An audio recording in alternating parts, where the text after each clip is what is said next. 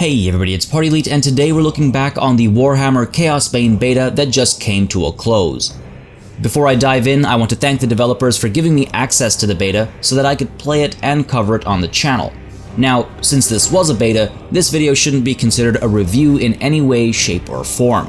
These are just my thoughts on where the game sits right now before its release later this year.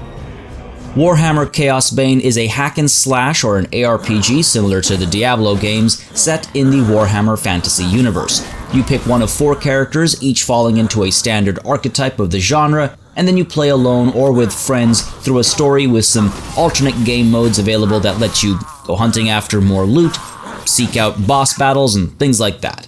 Apart from the quest missions in Act 1 that have you clearing out the sewers beneath Nuln, I was able to play expeditions, and they're just more of the base game really. They come with events or time-based challenges integrated in them that reward you with extras such as more XP and presumably might do other things like give you more gold or something. I wasn't able to play any of the other alternate game modes during this beta, unfortunately.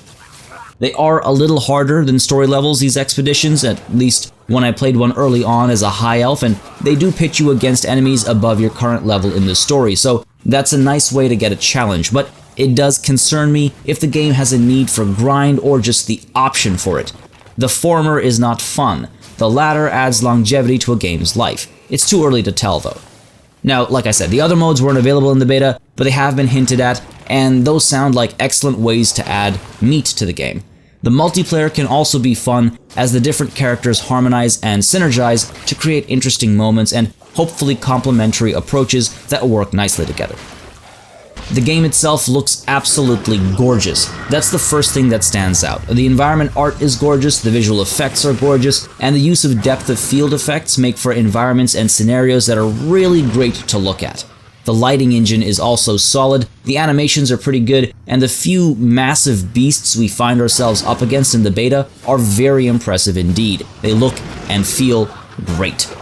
The voice acting is a little hit and miss at times, though the hits are great and the misses are not terrible, so I guess it's a net positive there. In fact, I was pretty happy with most voices, and only one stood out as particularly off. May the Lord of Pestilence turn your ghost to slime! The 2 character classes available in the beta are different enough in how they accomplish the same task of killing enemies. There are some flashy spells to look at with the High Elf Mage, for example, and he has more range available with abilities compared to the sword-swinging Empire Captain. The story seems to be the same across the board, if not at least across these 2 characters, with different backstories for each of course, and slightly different interactions with NPCs. This implies to me that the storyline will likely be unchanged no matter who you play, but it is nice to see each protagonist has some unique lines that are actually recorded, and I do like the storytelling method. The illustration on parchment paper aesthetic has become a lot more common lately, especially with lower budget games, and it's very easy to get wrong. Thankfully, Chaosbane more or less gets it right. There are some editing issues, and the voice acting here as well isn't fantastic, and I do think that's a big complaint that a lot of people are having. It feels a little melodramatic at times, a little cheesy, a little too cheesy, and it just doesn't get the setting right in some cases, I think. Your people have been fighting the dark gods and their armies for thousands of years. But then you learned that Teclis, Earth's greatest living archmage, had come to the old world to offer his support to Magnus and the Empire. Outside of all the audio-visual stuff, the game, at least from this beta, is pretty easily described with 2 words. It's fine. The excitement and joy of playing Diablo in the Warhammer setting very quickly wore off as the game stays safely inside the sheltering confines of the Warhammer license. I enjoyed my time with the beta, but I didn't feel particularly compelled by the game as it did nothing special or new. I never felt like, oh boy, I can't wait to get home from work and play Chaosbane. And I never really felt like, oh dear, what's coming next? That just never happened. Now supposedly there will be a larger variety of enemy types coming. Each of the 4 Chaos Gods will have their minions and worshippers on show, and the boss battle at the end of the first act was honestly quite fun, so that is all very promising. Now the enemy variety in the beta got pretty dry pretty fast, and some of the enemies, such as the Nurglings, it just felt like pests after a very quick while. There only to slow a 10-minute dungeon crawl to a 20-minute dungeon crawl instead. Now, the repetitive nature of the setting in Act 1 was also unfortunate. Going back to the same sewers using the same modular pieces got very predictable and very boring very quickly, though the few unique set pieces were excellent. The game knows what a good thing is, but it doesn't give us enough of it, let alone too much. There also isn't much push for exploration. You're either going in the right direction or towards a dead end. All roads lead to the objective more often than not, which leads to a gameplay experience that simply has you clicking forward, not really making any decisions. Talk to the quest giver, start the quest, go from point A to point B, clicking on enemies and using your various abilities if you feel so compelled, pick up loot drops, complete the quest, assign new equipment from the loot you picked up, sell everything else to unlock more things, rinse and repeat. The skill point system is fine, and the abilities are what you'd expect, separating each of the classes into their archetypes, though they do unlock feels a little slow, I think. It takes a long time before you unlock your entire bar of abilities, and even longer before you have to actually start picking what abilities you want to take with you, so I would maybe pick up the pace on that a little bit. Again, this is a beta though, so those things are open for change.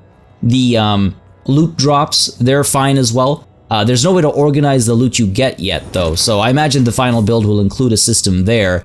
And again, it doesn't really matter though. Loot comes at you fast, and the numbers just go higher and higher until they ultimately kind of become meaningless. Now there's some variety in weaponry, and equipment models do swap in and out, which is good to see, but the equipment, at least for the Empire Captain in the beta, doesn't actually change any of your abilities. You swing a hammer just as you swing a sword, maybe a little slower.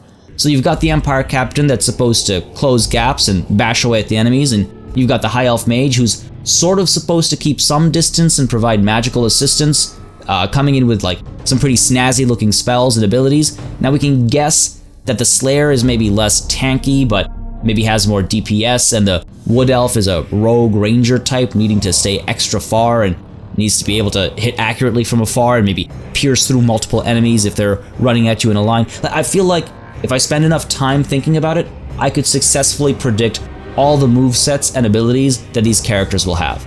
Something that involves twirling in a circle with axes out for the Dwarf Slayer, and again, something that, involves piercing through multiple enemies or firing in every direction at once for the Wood Elf.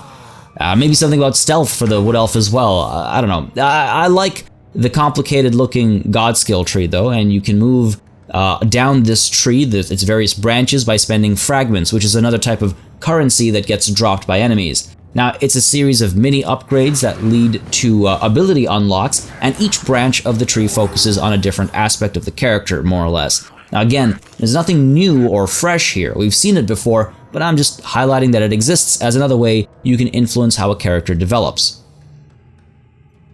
The storytelling, I kind of touched on this earlier, is fine as well.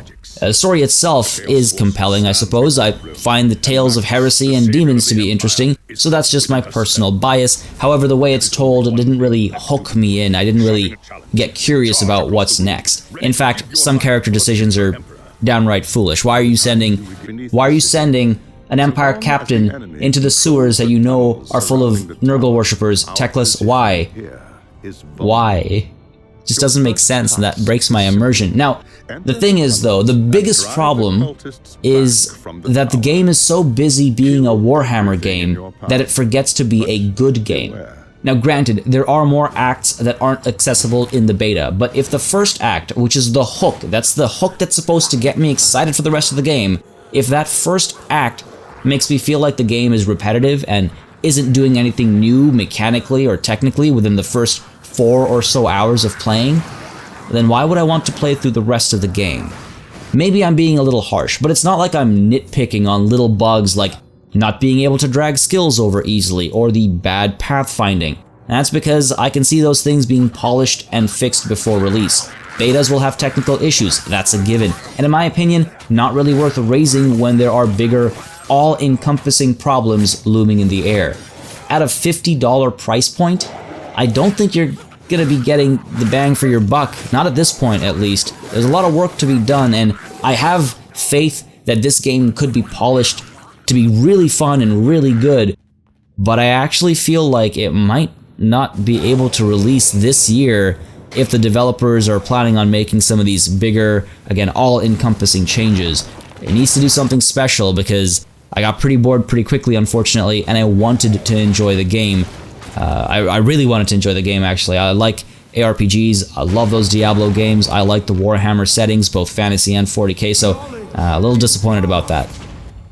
Now, with all that said, I'm very curious to try the full game out for the purpose of a review, just to see how much the following acts might change my opinion. Maybe it's just a matter of bringing some later game things into the first act to show just how varied and awesome the game is, or maybe having the Slayer and the Wood Elf available would have made a world of difference.